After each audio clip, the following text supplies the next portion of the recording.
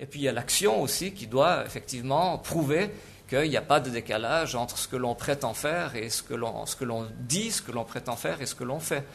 Donc effectivement, je pense que là, il y a une grosse responsabilité aussi de ceux qui utilisent publiquement des forats pour avoir un discours qui simplement met l'acteur humanitaire dans une position où son image et sa perception sont déformées et qui peuvent aller jusqu'à inciter ensuite, je dirais, des actes contre les humanitaires, tout à fait. Rachid Lalou. Je voulais tout simplement ajouter quelques éléments qui peuvent amener des situations d'insécurité de la part des ONG qui commencent actuellement à les corriger. C'est la non-compréhension ou la non-étude de terrain sur lesquels on va opérer ou dans lequel on va opérer. C'est-à-dire qu'en Afghanistan, on oublie tout simplement que c'est un pays qui est musulman, qui vient de sortir d'une situation où il y a très conservatrice, etc. Et on vient les agresser d'une manière non habituelle, par le vestimentaire, par des attitudes un petit peu agressives pour eux.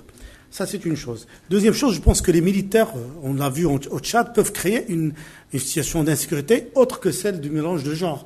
Par exemple, quand on vient dans une ville comme Abéché, et par la présence massive, sans qu'on développe des projets pour la population, on fait augmenter les prix, les loyers, on fait augmenter un nombre de choses, la population devient hostile à cette présence. Et ça crée de l'insécurité justement pour les humanitaires. Je veux également parler de l'Afghanistan pour dire que parfois la population perçoive les humanitaires comme concurrents, parce qu'il y a de l'argent qui pensent que c'est leur argent qui leur revient et que c'est à eux de développer les projets et pas aux humanitaires. Et également l'attitude du maître je dirais de l'élève, c'est une attitude que les pays du Sud n'acceptent pas forcément, cette façon de voir l'organisation occidentale qui vient avec des moyens, etc. Moi, je rejoins ce qu'il a dit René et les autres.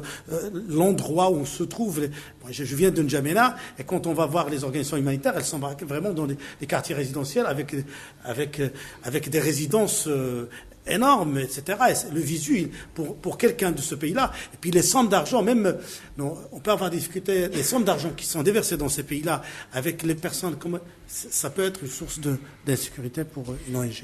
Donc là, on a parlé un petit peu des causes, effectivement, essayer de comprendre pourquoi il y a cette... un complément de réponse ? Un complément de réponse sur les non-occidentaux, sur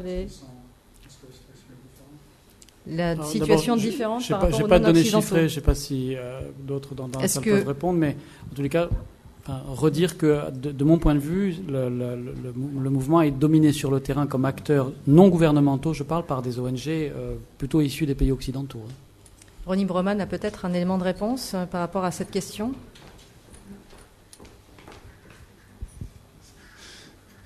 Comme d'habitude, j'ai plus un élément d'autres questions qu'un élément de réponse. Non, parce que j'ai aucune idée chiffrée. Mais je voulais, dans la même problématique, souligner le fait que l'appellation même d'humanitaire est, comme si c'était génétique, réservée d'une certaine manière aux Occidentaux. Rappelez-vous, par exemple, l'attaque du Sud-Liban en juillet-août 2006. Il y a eu toutes sortes d'actions qui ont été menées ensuite au Sud-Liban, d'aide à la population sinistrée. Il y avait ceux qui étaient considérés comme les humanitaires, les Médecins du Monde, MSF, le CICR, Oxfam, que sais-je. Et puis il y en avait d'autres pour qui, semble-t-il, le mot même ne venait pas à l'esprit, alors même qu'ils menaient une action de reconstruction, de financement des sinistrés, même, semble-t-il, une action, pour ce que j'en sais, je ne l'ai pas vu de mes yeux, mais plutôt efficace, sauf qu'il s'appelait le Hezbollah. Et donc, je ne dis pas que je suis pour qualifier d'humanitaire ce que fait le Hezbollah, mais ce que je veux souligner, c'est que si ça avait été une ONG catholique, je sais pas, World Vision ou une ONG chrétienne, ça aurait été d'emblée qualifié d'humanitaire. Mais parce que c'est le Hezbollah, ça ne pouvait pas l'être. Lors de l'attaque de Fallujah, j'ai appris, je ne sais pas si tu es au courant, Rachid, si tu as des informations, mais lors de cette fameuse attaque de Fallujah, où le napalm a été utilisé, enfin, où ça a été vraiment un carnage, il semble qu'il y avait des équipes médicales étrangères, probablement proches d'Al-Qaïda ou de la nébuleuse, sorte de brigade internationale islamiste, qui étaient là.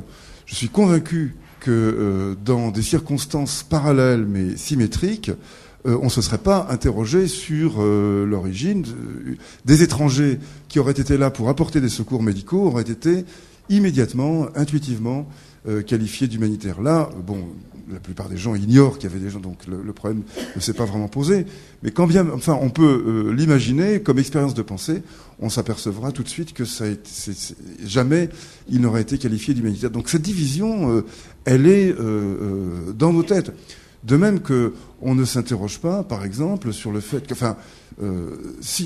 Pierre l'a évoqué, et je crois Rachid aussi dans leurs interventions, à juste titre, mais je crois que c'est vraiment important de l'avoir en tête.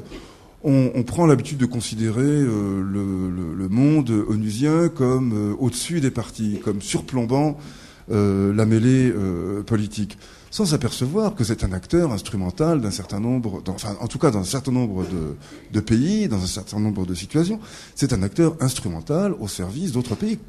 Quand les Nations Unies ont reconnu le fait accompli en Irak, je voudrais qu'on m'explique en quoi il n'était pas d'un seul coup devenu l'instrument de Washington d'une manière absolument limpide, revendiquée au nom des droits de l'homme et de principes humanitaires en plus. Donc, ça doit nous rappeler qu'on ne devrait pas se considérer comme les partenaires des Nations Unies. Ça, il me semble que c'est un pas symboliquement, enfin psychologiquement difficile à faire. Nous avons dans les Nations Unies des interlocuteurs, au même titre que nous avons des interlocuteurs dans une milice Maï-Maï à l'est du Congo, où nous avons des interlocuteurs. Mais nous n'avons pas d'autres relations qu'avec des interlocuteurs, Nations Unies compris. Mais l'idée que nous partageons une sorte d'objectif commun, que nous faisons nôtre les nobles desseins des Nations Unies, évidemment, dans l'esprit, oui, je peux pas critiquer les objectifs des Nations Unies, je m'y reconnais tout à fait. Sauf que on n'est pas dans le monde des concepts, mais on est dans le réel. Et dans le réel, les Nations Unies ont un agenda politique. On devrait prendre soin de s'en dissocier, par exemple. On pourrait très bien dire, là où il y a des dispositifs internationaux en position de combat, des ONG qui se réclament de l'humanitaire, bien qu'on puisse pas être propriétaire du label humanitaire, ça, il faut renoncer à cette idée-là. Il y a plusieurs conceptions. C'est une grande maison. On en a souvent discuté ici. Il faut en prendre acte. Mais décider que, par exemple, le state building en Irak et en Afghanistan, le state building, le nation building, sont des entreprises politico-idéologiques qui ont sans doute leurs vertus, qui ont leur logique, etc., qu'il ne s'agit pas de discuter en tant que tel, mais qui sont étrangers aux humanitaires et que donc les humanitaires ne devraient pas s'y associer et devraient le faire savoir, je pense que ça contribuerait à réduire cette confusion. Je ne dis pas que ça éclaircirait tout, il ne faut pas se faire d'illusions. La confusion fait partie de la réalité, on vivra avec. Mais en tout cas, ça contribuerait quand même à simplifier certaines choses. Donc vous donnez justement l'occasion de passer aux solutions, c'est-à-dire comment faire pour améliorer cette dichotomie, celle que vous annoncez dans ce que vous venez d'exposer, ce dont on a parlé, les actions mafieuses, la différence, l'affichage de cette richesse occidentale quand elle arrive sur le terrain, les questions purement politiques. Est-ce que, par exemple, il faut s'adresser indistinctement auprès des différentes factions qui interviennent justement dans ces mouvements, dans ces violences. Comment faire, par exemple, pour faire passer ces règles du droit international humanitaire? Est-ce que c'est important? Comment le faire? Est-ce que effectivement ça compte? Patrick Brugger du CICR.